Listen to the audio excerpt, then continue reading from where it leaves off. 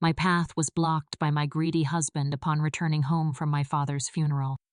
He demanded that I sign these papers now, as I have ownership of the $150 million company you inherited starting today. I refused immediately, and his face was filled with anger. He grabbed my wrists and tied my hands with a rope.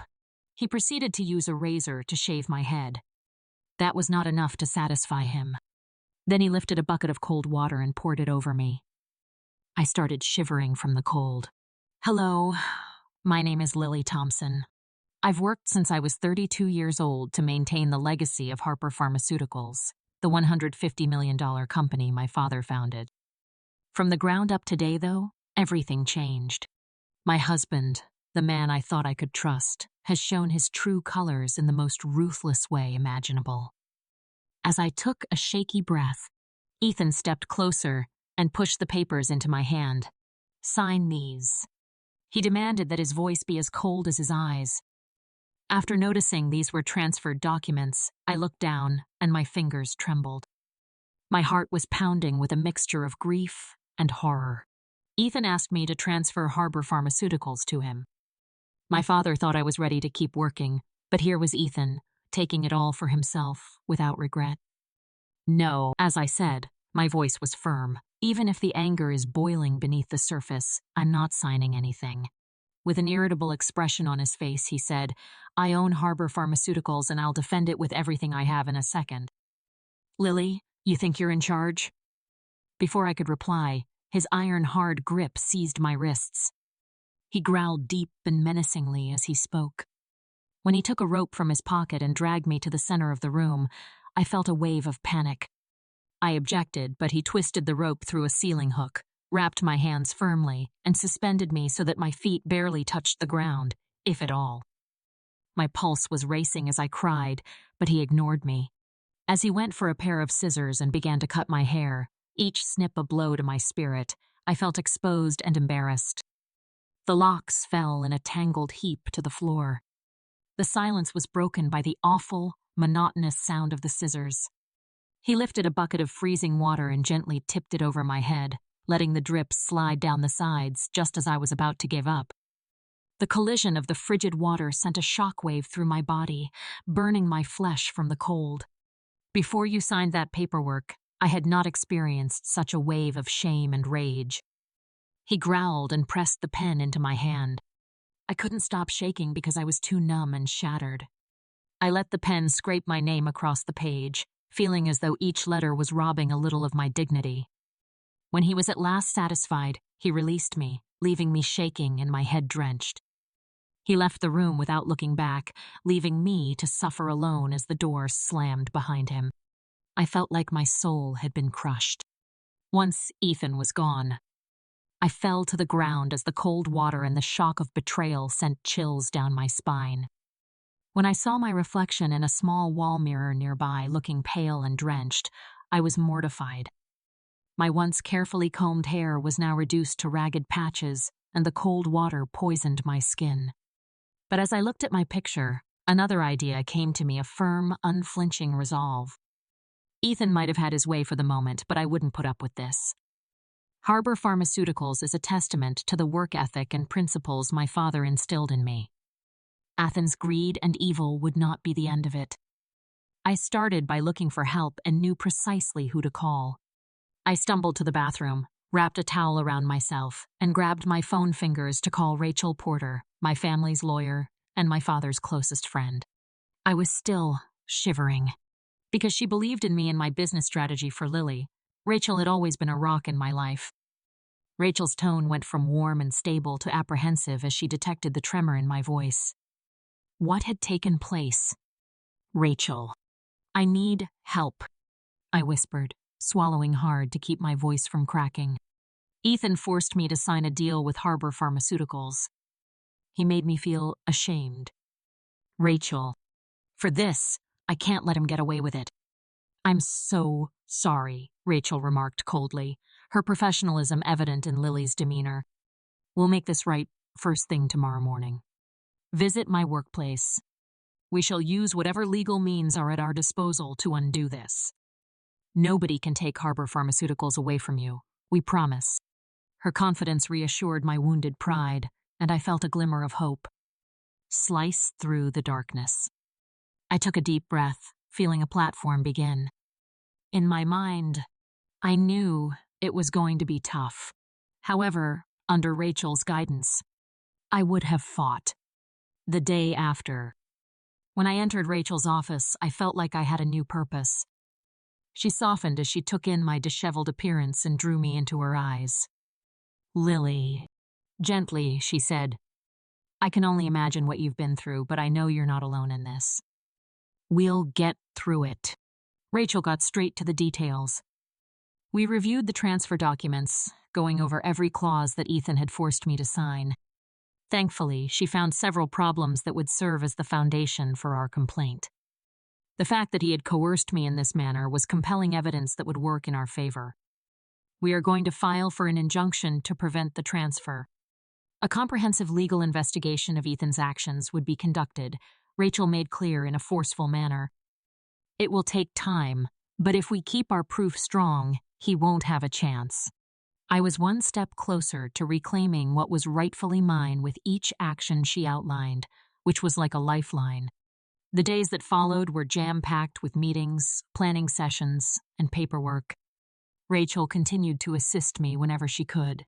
As we prepared our case, her experience and perseverance were just what I needed, and my confidence grew with every document and witness statement we gathered.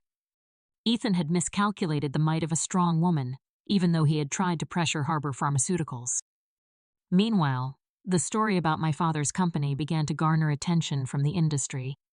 Coworkers and business partners became suspicious of Harbor Pharmaceuticals due to rumors of the sudden ownership change. I could feel the weight of their criticism, but I refused to let it depress me. I was determined to come out stronger after my strength was put to the test. One morning when I sat across from Rachel in her office, Lily gave me a steady stare. She said, "We're in a good position," and urged me to examine a stack of documents.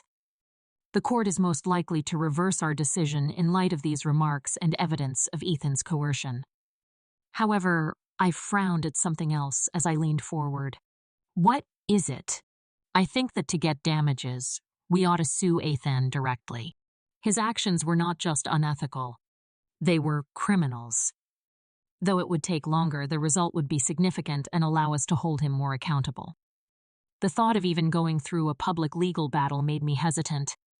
Something inside of me longed to go on, rebuild, and let Harbor Pharmaceuticals thrive without his deceit looming over it.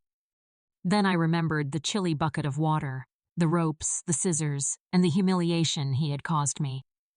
There was more to it than business. I wanted to regain my honor.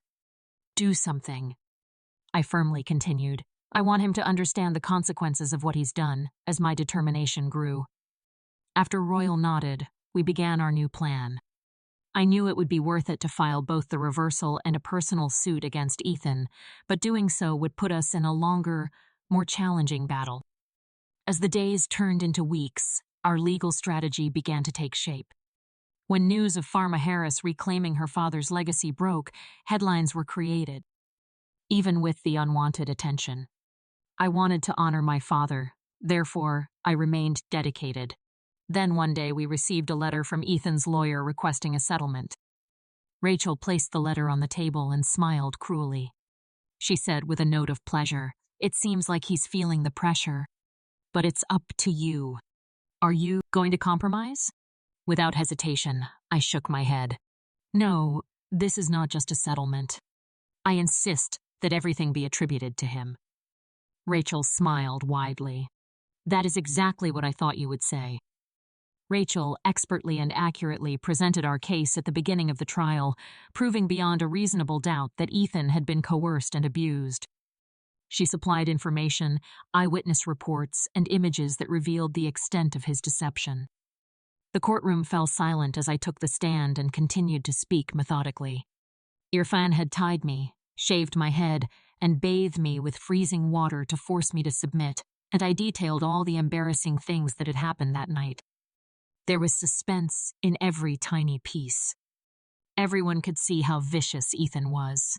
Rachel explained the specific allegations against financial pressure, violent assault, and emotional abuse. She insisted that since Ethan's actions were both illegal and cruel, he should face the law's full power. She requested a maximum sentence of 5 years in prison, along with massive financial penalties totaling $5 million in damages. Rachel also asked for a permanent restraining order to prevent Ethan from contacting me or pretending to harbor narcotics in the future. The stark reality of my testimony and Rachel's evidence eliminated any doubt, even though Ethan's defense team tried to portray me as unstable and unsuitable. She denied all of the allegations, emphasizing Ethan's ruthless and crafty abuse of the legal penalties. When the judge finally delivered the verdict, it was a success. The court rendered a ruling. It would be to my advantage if her pharmaceuticals were returned to me and the fictitious ownership transfer was reversed. Ethan was found guilty of several charges such as aggression, compulsion, and money exploitation. In addition to being forced to pay $5 million in punitive damages, he received a 5-year prison sentence. The court also imposed a lifelong restraining order that forbade him from getting in touch with me or trying to impede the business. There was more to this ruling than a simple judicial win. It confirmed my right to defend my life and my father's heritage from threats. After it was evident what had been decided, my shoulders were relieved of a burden. The victory was more than just regaining Harbor Pharmaceuticals. It was about reclaiming my dignity, my voice, and my future. Ethan, the man who had previously disparaged and controlled me, was now helpless and forced to deal with the consequences of his actions. The days that followed were marked by relief and a fresh sense of purpose. Harbor Pharmaceuticals needed careful management following the turmoil of the last few months, and I was ready to dive straight in and fully restore stability and confidence in the company. Rachel and I worked closely to address the organizational and regulatory adjustments that were required to ensure that Harbor Pharmaceuticals would never again be in danger from someone like Ethan. But despite the relief, I was drawn in by the weight of what I had experienced. The wound caused by Ethan's treachery would not go away quickly. Because Harbor Pharmaceuticals was my father's legacy and a testament to his hard work and dedication, it ought to be protected and respected. I aimed to make it even bigger than my father had imagined. One morning, I was preparing for a board meeting. One of Harbor's largest clients sent me an unexpected message. After hearing the court's decision, they wanted to discuss a potential partnership since they were inspired by my resilience and perseverance. It was a reminder that even in my worst hours, others had seen my dedication and perseverance. The encounter was a turning point.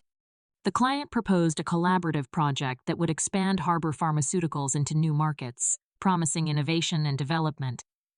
I was immensely thankful to know that all of the work and adversity I had endured was beginning to pay off in surprising ways. As the weeks went by, Harbor Pharmaceuticals began to perform admirably. Under my leadership, we launched new projects, expanded the range of our product lines, and forged partnerships, all of which allowed us to grow in ways I never could have predicted. We shared a common vision for the company's future, so I made sure to acknowledge the effort and commitment of the staff members who supported us during the challenging times. I was reviewing our most current project proposals later that day. Someone knocked on the door of my office. I looked up to see Rachel sitting across from me, her expression calm but serious. "I wanted to provide you with an update regarding Ethan's health." I felt a strange surge of curiosity. Even though I had tried to forget about the man who had once tried to take everything from me, there was a part of me that wanted closure to know what had happened to him. Additional charges are being brought against him. Rachel claims that because of the evidence of his abuse, his attempts to control company cash, and his coercive actions, the court has ordered him to serve time. I believe that justice has been done when he is held legally and financially responsible for his acts. Knowing that Ethan would be held accountable for his acts and that his punishment was suitable for the destruction he had caused gave me peace of mind. Harbor Pharmaceuticals was safe, my father's legacy was safe, and I had emerged stronger than before. Thank you for joining me on this inspirational journey. As Lily's story demonstrates, we can find strength even in the most trying situations. It was not betrayal that broke her. Instead, she struck back to protect her reputation and her father's legacy. If you like this story, please remember to like, comment, and subscribe for more inspirational tales of bravery and resiliency.